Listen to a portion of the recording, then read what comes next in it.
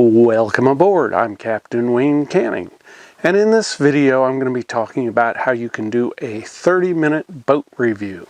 If you're looking to buy a used boat, this guide will help you determine whether or not a boat you may be interested in is worth pursuing further.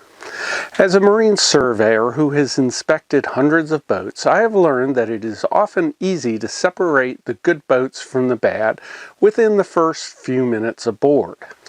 It is this first 30 minutes on a boat that can tell if the boat is worth what the seller is asking or whether the buyer should just keep looking. This first 30 minutes of looking at a used boat, the goal isn't to inspect everything, it's to identify expensive problems quickly enough to decide whether or not the boat deserves a survey, sea trial, and further negotiation. I always felt bad for the buyer who had spent a fair amount of time and money only to be informed that the boat they had their heart set on was not going to be the boat of their dreams, but rather a nightmare waiting for a new owner. With this in mind, I decided to share what I have learned and how to spot a money pit before owning it.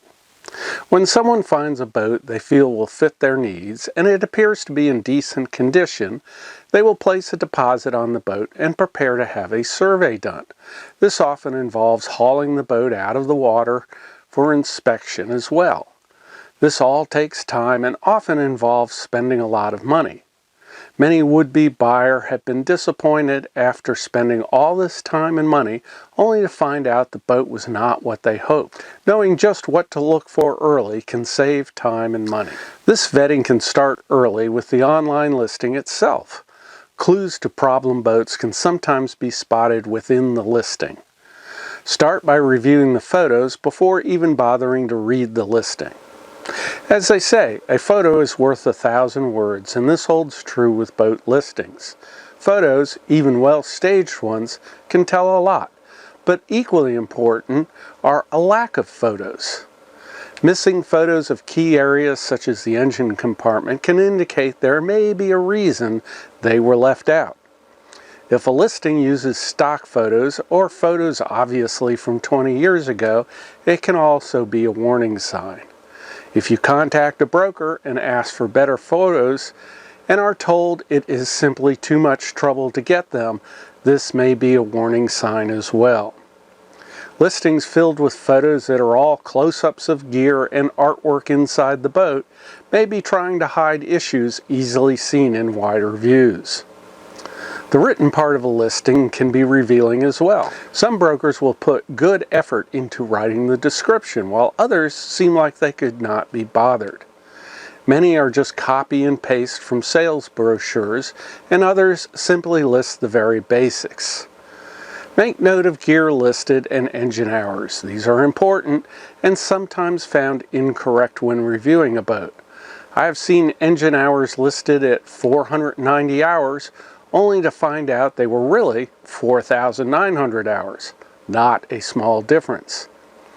And I have also seen equipment like water makers listed only to find they were never there. Note what is important to you and check it when first looking at the boat. Never assume the listing is correct. Listings give the first clues, but the real tell is seeing the boat in person. Try to arrive at the boat ahead of the broker or seller. This gives you a chance to see how the boat looks before being opened up and to verify the engine has not been started yet. Do not board the boat yet, as boarding should not be done without permission. Just observe from the dock. Look around to see the general condition of the boat. Is the boat clean? Are the dock lines and fenders in good condition? Is there growth around the bottom? Are there signs of repairs to the hull sides? Is the rub rail in good condition, or does it show signs of dock damage? Does the canvas look clean and in good condition? All these give clues to the overall condition and how well the boat has been maintained. After the owner or broker arrives, take a quick walk around the deck, feeling the deck beneath your feet. Note anything that does not feel right or solid. Observe the condition of rigging and deck gear, as well as canvas. Note anything that looks to be in poor condition. After doing this walk around, Look over the helm and electronics, checking age and condition. No need to power anything up just yet. Turn the steering hard over to hard over, noting how it feels.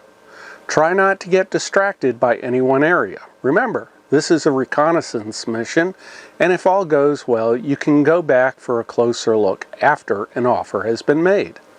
Next, go below and again do another walkthrough. This is another chance to just observe. Note any odors such as mildew, fuel, or holding tank smells. Pay close attention to areas below windows and ports. Is the wood water stained or damaged in these areas? Are there strategically placed bowls or cups to catch drips, or decoration to cover up stains? Are the cushions and upholstery in good condition or covered with throws? Does the flooring look to be in good condition? Stop and open any drops in the floor for a quick look at the bilge, which should be dry and clean. Armed with a flashlight, inspect the engine compartment to look at the engine and systems. This area is key to how well the boat has been maintained. If the engine compartment has wires hanging all over the place and oil under the engine, I know things are likely not well maintained in general. I have seen some boats that look great on the outside, only to find a horror story in the engine compartment. Pull the dipstick and check the color of the oil. For diesel, it should be black or blackish. Ask the seller when the engine was last serviced and if they have service records. No need to look them over now, but knowing they are there is helpful. Electrical and plumbing systems are critical to the smooth operation of any vessel. If poorly maintained, they will not work when needed. They can also be expensive to repair or replace. If these systems are in poor condition, they will end up costing the new owner. Ask the seller to energize the electrical systems if not already powered on. No need to test everything just yet, but you do want to know the system has voltage and appears to work properly. Ask the seller to start the motors and generator. You just want to know that these will start and run. Observe how they start. Does it take a lot of cranking, or do they fire up and run right away? Check for oil or smoke from the exhaust when first starting. While running, take a quick look in the engine compartment and note any leaks or odd noises. If the seller refuses to start the motors for any reason, this may be a warning sign.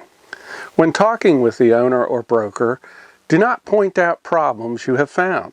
Rather, just ask simple, normal questions such as when service was done, when the boat was last hauled, why was the seller selling the boat, and so on. This is a good way to get a feel for how open the seller is.